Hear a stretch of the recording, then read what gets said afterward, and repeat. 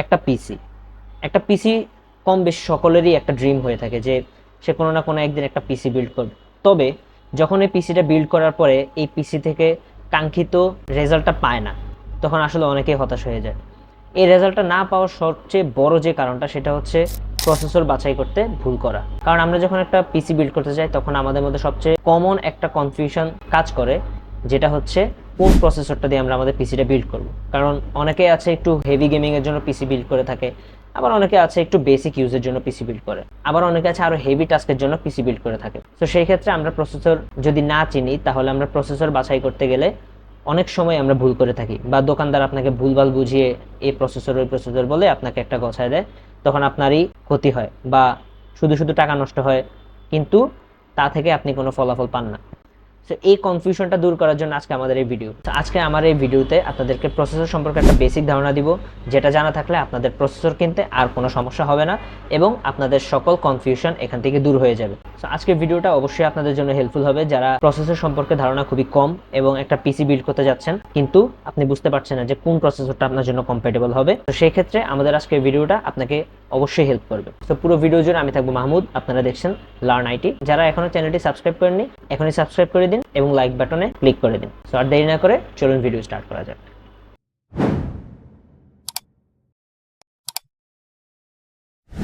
So প্রথমে কথা বলা যাক আমাদের ব্র্যান্ডিং নিয়ে।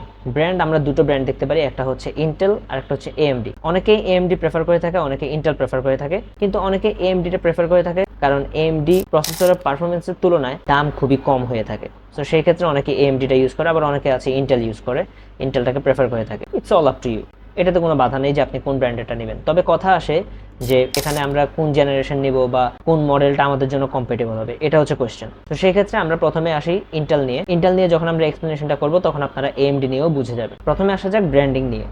ইন্টেলের ব্র্যান্ডের নাম হচ্ছে ইন্টেল কোর।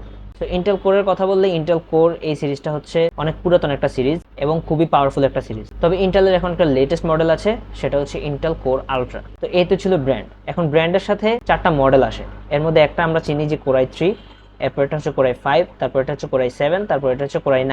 এখন কনফিউশনটা এখানেই আসে যে আমাদের জন্য কোনটা সুইটেবল। তো সেই ক্ষেত্রে আমি প্রথমেই ইন্টেল কোর i3 এর দিকে যাই। ইন্টেল কোর i3 এই প্রসেসরটা সাধারণত ওইসব লোকদের জন্য, ওইসব মানুষদের জন্য যারা এন্ট্রি লেভেলের পিসি বিল্ড করতে চান, অর্থাৎ যারা একদম পুরো বেসিক পিসি বিল্ড করতে চান, তাদের জন্য ইন্টেল কোর i3 এই সিরিজটা বেস্ট হবে। কারণ কোর i3 এই প্রসেসরটা বিল্ড করা হয়েছে মূলত বেসিক কম্পিউটারের কাজকর্ম করার জন্যই। তারপরে আসা যাক আমাদের কোর i5। কোর i5 এই সিরিজটা মূলত বানানো হয়েছে যারা একটু মিড রেঞ্জের বাজেটে মোটামুটি গেমিং চান, তাদের জন্য মূলত এই কোর i5 এই সিরিজটা বানানো হয়েছে। এই সিরিজটাতে আপনি মোটামুটি গেমিং করতে পারবেন, প্লাস ভিডিও এডিটিং এর কাজও করতে পারবেন। তবে এটাতে আপনি স্ট্রিমিং করতে পারবেন না বা হেভি গেম প্লে করতে পারবেন না। তবে এর পরবর্তী যেই সিরিজটা আছে সেটা হচ্ছে কোর i7। কোর i7টা মূলত বানানো হয়েছে যারা হেভি গেমার এবং যারা স্ট্রিমিং করে থাকে, ভিডিও এডিটিং করে থাকে 4K তে, তাদের জন্য কোর i7 এই সিরিজটা বেস্ট হবে। এবং তারপরে আসে কোর i9।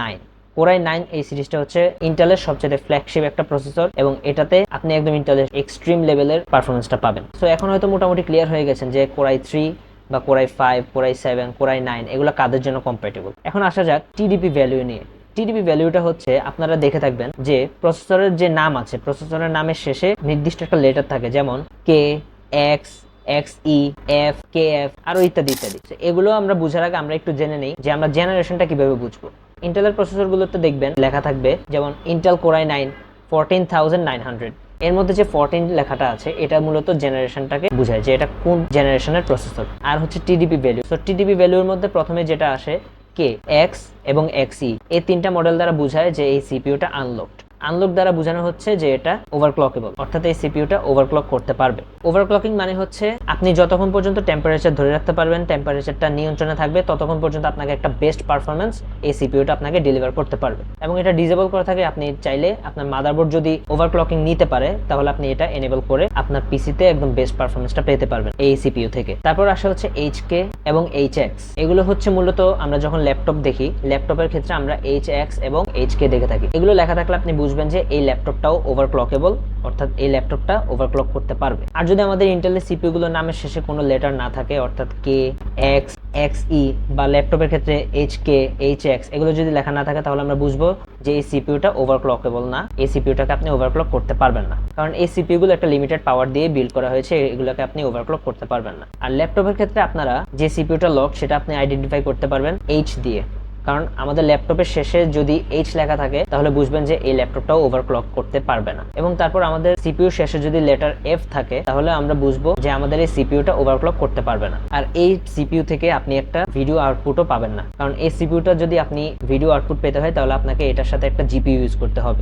এবং আরেকটা ভার্সন আছে সেটা হচ্ছে কেএফ, এটাও ওভারক্লক করতে পারবে, তবে এটার মধ্যে কোনো আইজিপিইউ নেই বা ইন্টিগ্রেটেড জিপিইউ নেই। তো সেই ক্ষেত্রে আপনি বুঝতে পারবেন যে কোন সিপিইউটা আপনার জন্য কম্প্যাটেবল, কোনটা ওভারক্লক করতে পারবে, কোনটা করতে পারবে না। আশা করি এই কনফিউশনটা আপনাদের দূর হয়ে গেছে যে এখানে এই লেটারগুলো দিয়ে আসলে কি বোঝায়। এবং ল্যাপটপের ক্ষেত্রে আছে টি এবং ইউ, এগুলো আসলে অপটিমাইজ করা হয়েছে লাইটার টাস্কের জন্য, অর্থাৎ এগুলো হেভি টাস্ক কন্ট্রোল করতে পারবে না। যদিও এগুলোর মধ্যে আইজিপিইউ আছে কিন্তু এগুলো হায়ার ক্লক স্পিড পর্যন্ত রিচ করতে পারবে না, এগুলো মূলত হায়ার ব্যাটারি হেলথের জন্য অপটিমাইজড। এবার কথা বলা যাক এএমডি প্রসেসর নিয়ে। এএমডি প্রসেসরের মডেল হচ্ছে রাইজেন, এবং রাইজেনটাও 4টা মডেলের উপর আসে, সেগুলো হচ্ছে রাইজেন 3, রাইজেন 5, রাইজেন 7 এবং রাইজেন 9। এবং এই প্রসেসরগুলো সেম ইন্টেলের প্রসেসরের লাইনআপগুলো যেভাবে কাজ করে থাকে এগুলো সেভাবেই কাজ করে থাকে। তবে আমরা যে ইন্টেলে দেখেছিলাম যে এই প্রসেসরটা ওভারক্লকেবল এবং ওইটা নন ওভারক্লকেবল, এএমডির ক্ষেত্রে এটা আসলে নেই। এএমডির ক্ষেত্রে এএমডির সবগুলো প্রসেসরই ওভারক্লকেবল, তবে এই ক্ষেত্রে আপনার মাদারবোর্ডটা ওভারক্লকেবল হতে হবে। যেমন আপনার মাদারবোর্ডটা যদি হয় B450 বা X570 তাহলে সেই ক্ষেত্রে আপনার প্রসেসরগুলোর ওভারক্লকিং এনেবল করতে পারবেন। তো এতে ছিল আমাদের ইন্টেলের এবং এএমডির মধ্যে যে পার্থক্যটা, সেটা যে আমরা কোন প্রসেসরটা আমাদের জন্য কম্প্যাটেবল হবে।